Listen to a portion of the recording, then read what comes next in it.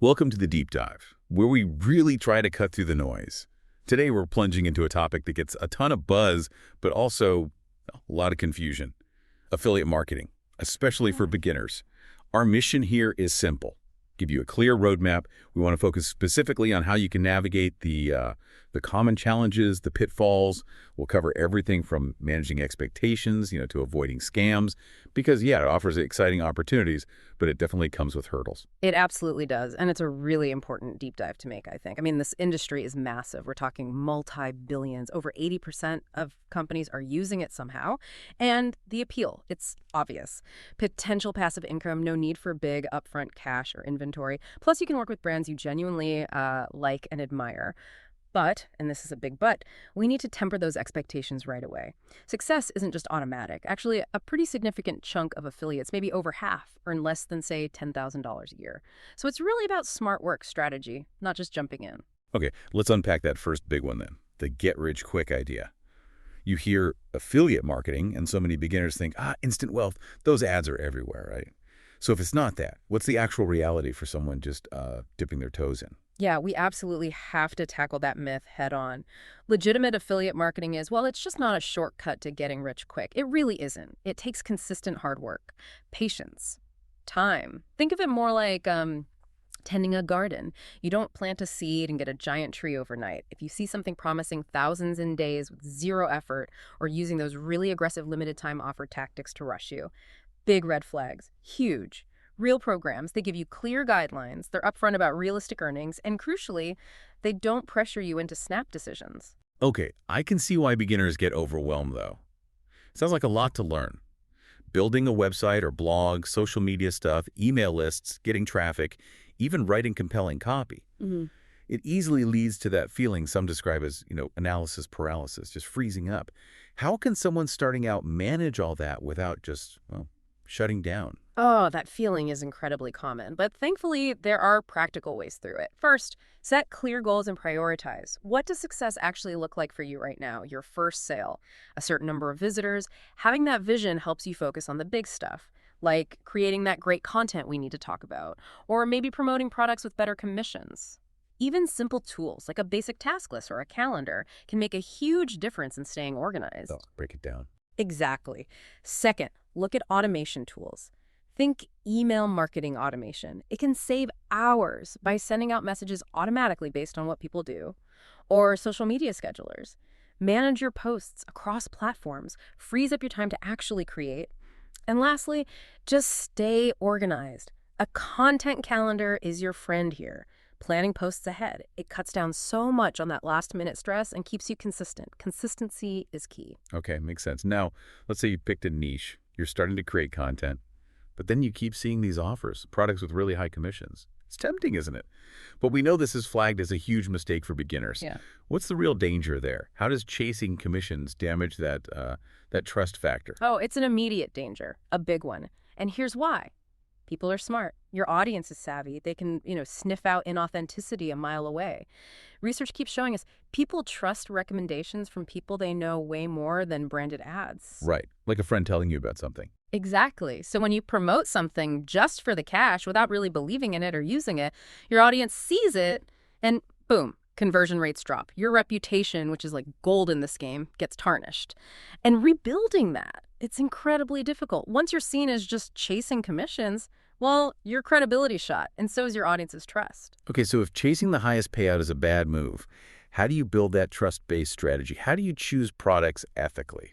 It really starts with a simple core principle. Only promote stuff you genuinely use and believe in, a good gut check. Ask yourself honestly, would I recommend this to my best friend or my mom?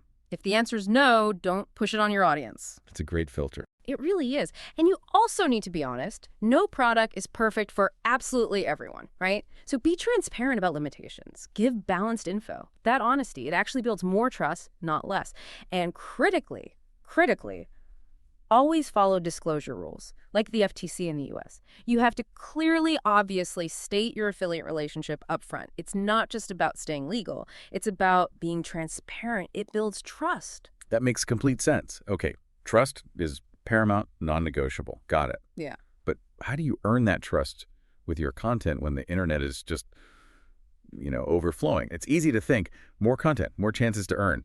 But that's not the real path, is it? No, definitely not about just churning out volume. The trap here is neglecting quality and depth. Think about it. In this massive sea of online noise, people aren't looking for more stuff. They're desperate for clarity, for real solutions. One amazing piece of content that genuinely solves a problem, that's like a lighthouse. It draws people in. But a dozen rushed, thin articles, they just add to the fog. They don't engage, they don't convert, and honestly, they don't rank well in search engines either. I love that lighthouse idea. So how does a beginner actually create that lighthouse content, the stuff that stands out? The absolute key is to shift your mindset. Solve problems. Don't just sell products. Position the things you promote as solutions to your audience's real challenges. Don't just list features. Provide context and education. Help people understand why this product is useful, how they can get the most out of it. And really try to include original insights. What's your unique take? Share personal experiences, maybe unique ways you tested it, or unexpected uses, things like how-to guides, really detailed reviews based on your use, case studies. Those are incredibly effective. So quality over quantity always. Always. It takes more time, yes, absolutely. But one exceptional piece will outperform dozens of mediocre ones every single time. Okay, sticking with content. A huge early decision is picking the right niche and the right platform. Feels like another one of those choices that can make or break you early on. How do you tackle that? You're spot on. These are foundational for picking your niche. Rule number 1, choose something you're genuinely interested in. You'll be living and breathing this topic, so you need to actually enjoy it for the long haul. Second, it should be an area where you can actually solve problems for people, maybe bring some unique angle or expertise. And third, there needs to be some potential to earn money. Don't be scared off by a bit of competition. Often that just means there's an active audience and brands willing to partner. And here's a really key tip. Try to narrow it down. Don't just go for fitness. Think more specific, like sustainable yoga gear for beginners or something like that. It helps you stand out. Right. Niche down. Makes sense. And what about the platform itself? Blog, Instagram, YouTube? Where should someone focus their energy first? When choosing your platform, I always say start where you feel most comfortable and also where your target audience hangs out. Blogs. They're fantastic for really detailed reviews, deep tutorials, comparison guides, great for building trust through thorough research and writing. Just keep in mind, a lot of affiliate programs want to see decent traffic for blogs, maybe around 10,000 monthly views sometimes. Okay, good to know. Yeah. Cool. Then you have social media, like Instagram or TikTok. These are brilliant for showing products in action visually. You build personal connections and often see higher conversion rates because of that direct trust. YouTube lets you go even deeper with video unboxings, demos, tutorials. It builds really strong connections with viewers. But honestly, regardless of the platform, it comes back to consistent, valuable content. And here's a super important tip, often missed. Start building an email list from day one. Seriously. Why is that so crucial? Because it gives you direct access to your audience. You own that list. You're not at the mercy of some social media algorithm deciding who sees your stuff. It's like having your own private communication channel. Powerful stuff. Owning your channel. I like that framing. Okay, so let's say we've got the trust, the quality content. Now, how do we ensure people actually find it? The sources warn about overlooking technical SEO fundamentals and having poor tracking and analytics. Honestly, that sounds pretty intimidating for a beginner. It can sound daunting, I get that, but it often boils down to mastering a few key basics. Let's take technical SEO. The hard truth is, even the most amazing content might never get seen if search engines like Google can't find and understand it properly. Think of your website like a library. For Google to recommend your book, the title needs to be clear, right? So first, simple step. Make sure your target keyword is in your page title and ideally in the first paragraph. That's like putting the right label on the spine. Second, Google really prioritizes user experience. Slow websites, people leave. Google notices. So page speed matters. And definitely prioritize mobile optimization. Over half of web traffic is mobile now, so your site has to work well on phones. Other basics include things like using alt text for images and having internal links connecting your related content makes it easier for everyone, users and Google, to navigate. That library analogy really helps. Mm-hmm. Okay, what about the other pitfall, poor tracking and analytics? How does a beginner become data-driven without drowning in numbers? Yes. This is so critical because, quite simply, if you can't measure it, you can't improve it. So many marketers are essentially flying blind because they don't track effectively. To build a data-driven strategy, you need to track more than just your final commission checks. Look at the whole journey. Where does your traffic come from? Which pages lead to clicks? Where do people drop off? Focus on a few key metrics to start. Your conversion rate, what percentage of visitors click your affiliate link? Your earnings per click, EPC, how much do you earn on average each time someone clicks? Your average order value, AOV, how much do people typically spend when they buy through your link? Okay, EPC and AOV. Got it. Yeah, and also figure out which content pieces or traffic sources are your top performers. Then schedule time to actually review this data. Weekly, monthly, whatever works. It might feel like eating your vegetables sometimes, but the insights you get are absolutely invaluable for growing. Huh. Eating your vegetables for growth, I like it. Yeah. Okay, another potential issue. Promoting just a random collection of products that don't really relate to each other. The sources stress having a cohesive product selection strategy. Why is that so important, especially when a beginner might just be happy to promote anything? It's crucial because without that cohesion, you struggle to build what's called topical authority. That's important for Google recognizing you as an expert and for your audience trusting your recommendations in that area. If you're all over the place, your expertise seems thin, your content lacks focus, and frankly, your audience gets confused. They don't know what you actually stand for or why they should listen to you on this specific topic. Right, it dilutes your brand. So what does a good strategic approach to product selection look like? It means choosing complementary products that serve the same core audience. Think about things that naturally fit together. If you're reviewing, say, a specific type of running shoe, you might also recommend related running socks, GPS watches, or maybe hydration packs. See how they connect. Yeah, makes sense for the runner. Exactly. Think in terms of content clusters. Build your main content around a core product or topic. Then support it with related guides, alternatives, or usage tips featuring other complementary products. And also, consider the purchase journey. Is your audience ready to buy right now, or do they need more education first? Create content that meets them where they are, guiding them naturally. That's smart. Okay, now for the nuts and bolts, actually joining programs and getting paid. What should beginners look for in a good program, and how does tracking actually work to make sure they get credited fairly? Okay, so finding the right programs. A great place to start is with brands you already use and genuinely love. That authenticity piece again. Beyond that, look for programs with a strong brand reputation themselves. Check their commission rates now. This varies wildly, but maybe around 10% is somewhat common, though it can be much lower or higher. And pay attention to the cookie duration. That's the window of time after someone clicks your link during which you can still earn a commission if they buy. 30 days is pretty good. Longer is better. Some big ones, like Amazon Associates, have shorter windows, like 24 hours, so know that going in. Any specific networks you'd suggest beginners look at? Well, Amazon Associates is often recommended for beginners just because of the sheer volume of products. Shopify Collabs is growing. Then there are established networks like Rakuten Advertising or ShareSale. Those are good places to explore. And the tracking part. How does a beginner know it's working and they're not getting, shortchanged? Right. Affiliate tracking is basically the technology that monitors clicks and attributes sales back to the correct affiliate, hopefully you. Its importance can't be overstated. It ensures you get paid accurately for the sales you drive. It also helps platforms detect fraud, like something called cookie stuffing. Cookie stuffing? What's that? It's where unethical people try to drop their affiliate cookies onto users' computers without them actually clicking the link, trying to steal commissions. Nasty stuff. So, as an affiliate, you want transparency. You should periodically test your own links to make sure they're working. And always stay compliant with disclosure rules and program terms.